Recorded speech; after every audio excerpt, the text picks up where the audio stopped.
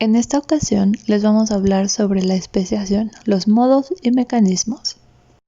Para comprender cómo se produce la especiación hay que primero definir qué es una especie, puesto que el fenómeno de la especiación va a depender de los criterios empleados en su conceptualización.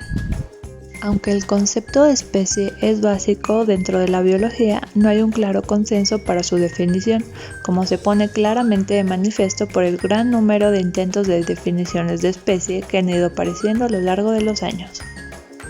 Los agrupamientos se hacen básicamente atendiendo a similitudes morfológicas y se tiende a primar la homogeneidad frente a la diversidad. Quizás este sea el concepto de especie más antiguo, el denominado tipológico o esencialista, el cual establece categorías específicas basándose en rasgos fijos de organismos, patrón o tipo, sin recoger la variación y la adaptación local que pueda darse en las poblaciones. Pero el concepto tipológico no cubre a todas las especies. Frente a este criterio han aparecido diversas definiciones de especies basadas en conceptos evolutivos.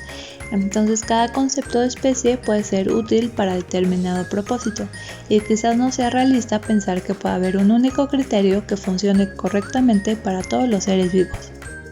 El primer concepto que tenemos es el biológico, definido por Dobzhansky en 1937, que nos dice: un grupo de individuos completamente fértiles entre sí, pero aislados del entrecruzamiento con otros grupos similares por sus propiedades fisiológicas. También tenemos el concepto evolutivo, definido por Wiley en 1978, donde una sola línea de poblaciones ancestro-descendientes que mantienen su identidad respecto a las otras líneas y que mantienen sus propias tendencias evolutivas y destino histórico. Después tenemos el concepto filogenético, definido por Cracraft en 1989, donde nos dice que el grupo monofilético más pequeño presenta un patrón con ascendencia en común. Van Balen en 1976 crea el concepto ecológico, que nos dice que un linaje que ocupa una zona adaptativa mínimamente diferenciada de cualquier otro linaje de su rango evoluciona separadamente de todos los linajes externos a su rango. Estos son algunos de los conceptos más importantes, pero también tenemos otros como el cohesivo, el genealógico, el internodal, entre otros, pero todo depende del enfoque que se le quiera dar a tu investigación. Cabe aclarar que el concepto biológico de especie es el más utilizado por los biólogos evolutivos interesados en los mecanismos genéticos de especiación, puesto que establece un criterio muy claro: reproducción sexual y fertilidad de la descendencia. Ya que tenemos bien definidos los conceptos de especies, ¿alguna vez te has preguntado cómo es que surgen nuevas especies? Bueno, la formación de nuevas especies puede ser considerada como un proceso temporal por el que algunas poblaciones se diferencian y alcanzan independencia evolutiva. Existen diversos criterios para diferenciar los tipos de especiación, siendo el más empleado el espacial, dependiendo de los patrones de separación geográfica que presentan las poblaciones en proceso de divergencia. Se pueden distinguir 4 tipos básicos de especiación: la alopátrica, la parapátrica, la estratispátrica y la simpátrica. Para entender mejor la especiación, tenemos los siguientes ejemplos. Un ejemplo de especiación simpátrica se presenta en la especie Orcinus orca. Este tipo de especiación no requiere una distancia geográfica a gran escala para reducir el flujo genético entre partes de una población. La diferenciación genética sin una separación espacial podría resultar de una mezcla secundaria de poblaciones que se diferenciaron alopátricamente o de algún mecanismo intrínseco que causa el aislamiento reproductivo. Los posibles mecanismos incluirían la especialización de microhábitats y el apareamiento selectivo. Como bien se sabe, las orcas presentan distintos ecotipos, por lo que en el estudio realizado por Hossel y Dover en 1991 se investigó la estructura filogenética de las poblaciones de orcas, con énfasis en las poblaciones simpátricas en el este del Pacífico Norte, que se sabe que persiguen diferentes estrategias de alimentación. Las poblaciones que estudiaron, dos de las poblaciones de la isla de Vancouver, que se llamarán población N y población S, son parapátricas porque residen en dos comunidades adyacentes que no se mezclan, al norte y al sur de un límite de marea en un estuario importante. La tercera población, que será la población T, se mueve sobre un rango geográfico más amplio, que es simpátrico a los rangos de las poblaciones de N y S. La variación genética dentro y entre las poblaciones de Orcinus orca se examinó mediante la toma de huellas dactilares de ADN de los genomas nucleares y la secuenciación de la región del bucle D del genoma mitocondrial. Investigaron el bucle D mitocondrial porque es una región no codificante y muy variable en algunos taxones.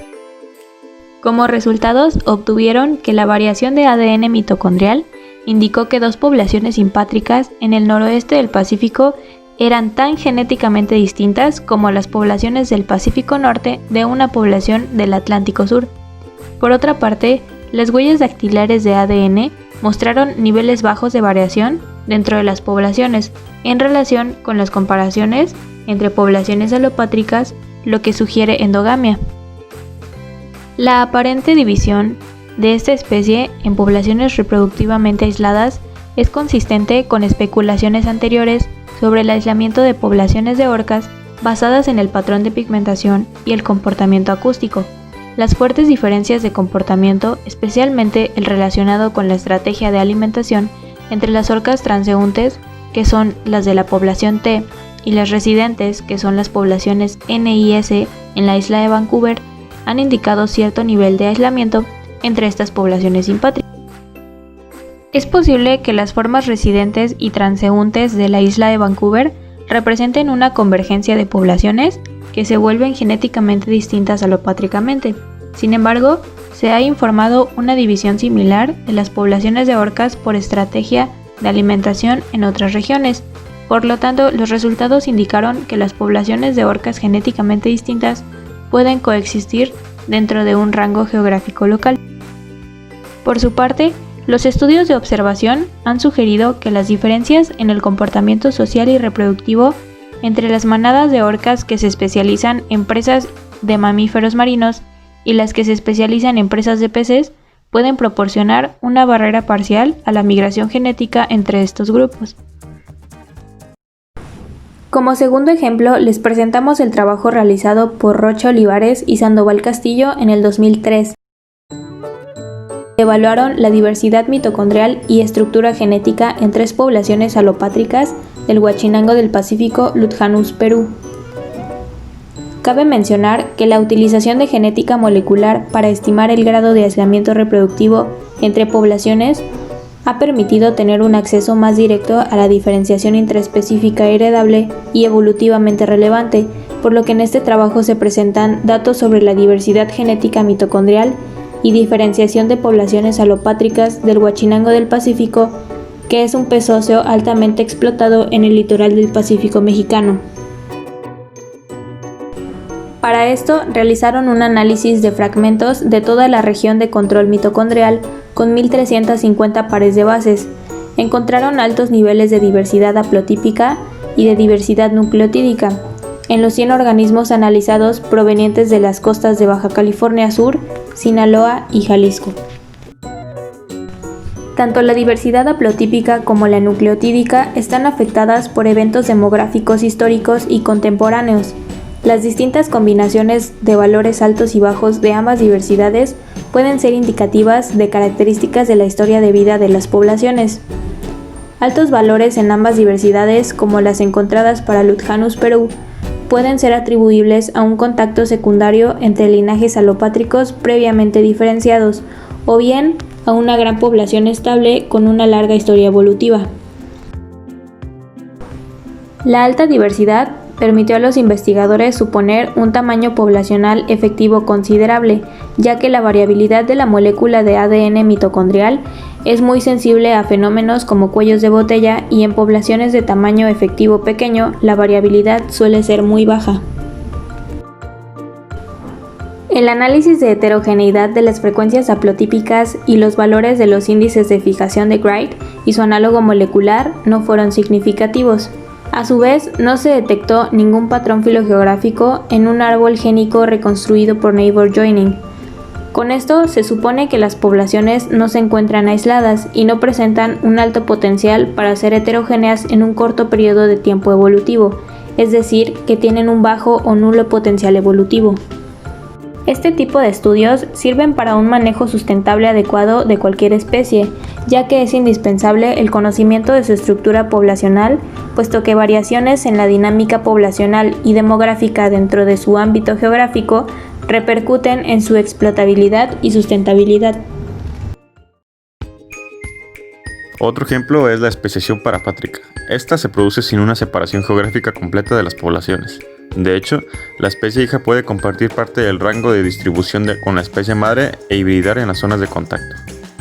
El ejemplo para esta especiación es la planta Anthoxanthum odorantum, donde varias poblaciones de esta especie han desarrollado tolerancia a metales pesados.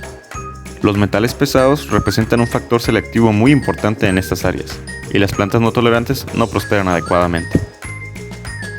Las poblaciones tolerantes han empezado a divergir frente a la especie parental, no solo en su capacidad de soportar altas concentraciones de estos metales, sino también en características fenológicas y en capacidad de autofecundación. Estas diferencias con las poblaciones limítrofes no tolerantes implican la aparición de mecanismos de aislamiento reproductivo de forma parapátrica. Finalmente tenemos el ejemplo de la especiación estasipátrica. Se han considerado sinónima del anterior, implicando la aparición de independencia evolutiva debido a mutaciones cromosómicas.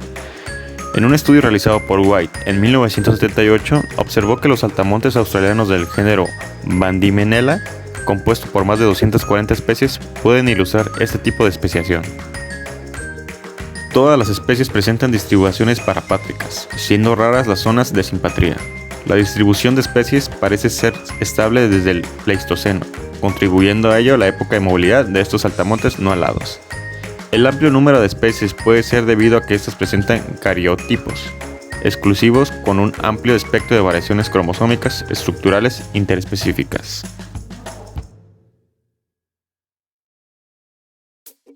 Además de las mencionadas anteriormente, existe otro tipo de especiación. Esta es la especiación por hibridación y poliploidía. Si dos especies recientemente originadas con un aislamiento genético aún no completado totalmente entran en contacto, se pueden hibridar. En general, la especiación por hibridación es un tipo de especiación ampliamente encontrada en los vegetales, según Grath en 1981. Esto se encuentra comúnmente en la reproducción vegetativa, la gamospermia, la anfiploidía y la poliploidía.